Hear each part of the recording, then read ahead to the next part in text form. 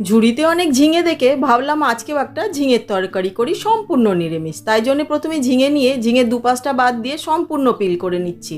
তারপরে আমি দেখিয়ে দিচ্ছি দু অর্ধেক করে ছোট ছোট টুকরো করে কেটে নিচ্ছি। এখানে নিয়েছি নারকেল, পোস্ত, সর্ষে, কাঁচা লঙ্কা, অল্প একটু আদা। এবার অল্প করে জল দিয়ে দিয়ে এটাকে একটা পেস্ট করে নিচ্ছি।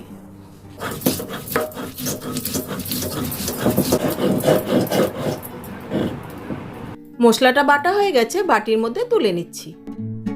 এদিকে কড়াইতে সর্ষের তেল গরম করে নিয়েছি, তার মধ্যে দিয়ে দিচ্ছি মশলা বড়ি। বড়িটা লাল করে ভেজে নিয়েছি, এবার একটি প্লেটে তুলে নিচ্ছি। এবার কড়াইতে আরেকটু সর্ষের তেল গরম করে দিয়ে দিলাম পাঁচফোড়ন, একটুখানি সর্ষে। এবার আগে থেকে কেটে ধুয়ে রাখা পাতলা করে আলুগুলো দিয়ে দিলাম, লাল করে ভেজে নিয়েছি। এবার দিয়ে দিলাম কেটে রাখা ঝিঙে, তার সাথেই দিয়ে দিলাম আমার কাছে না অনেকটা সজনে ডাঁটার বীজ ছিল সেটা। এবার দিয়ে দিলাম প্রয়োজন মতন লবণ আর হলুদ দিয়ে খুব ভালো করে দেখুন লাল লাল করে ভেজে নিচ্ছি। এইবার দিয়ে দিচ্ছি কয়েকটা চেরা কাঁচা লঙ্কা, দিয়ে 5 মিনিটের জন্য ঢাকা দিয়ে দিলাম। এদিকে একটা প্যানের মধ্যে অল্প একটু পাঁচফোড়ন আর অল্প একটুখানি সর্ষেকে দেখুন ড্রাই রোস্ট করে নিচ্ছি। এইটাকে এবার হামানদিস্তার মধ্যে নিয়ে গুঁড়ো করে নেব, তবে একদম পাউডার করব না। এদিকে 5 মিনিট হয়ে গেছে, ঢাকাটা খুলে নিচ্ছি, খুব ভালো করে নেড়ে নিচ্ছি। অনেকটাই কিন্তু জল ছেড়েছে। এইবার আগের থেকে বেটে রাখা মশলাটা দিয়ে দিলাম, দিয়ে আবারও খানিকক্ষণ কষিয়ে নিচ্ছি।